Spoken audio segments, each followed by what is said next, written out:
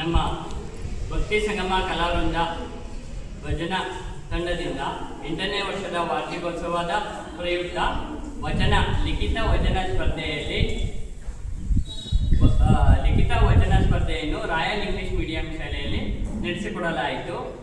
ಅದರಲ್ಲಿ 18 ಜನ ಮಕ್ಕಳು ಭಾಗವಹಿಸಿದ್ರು.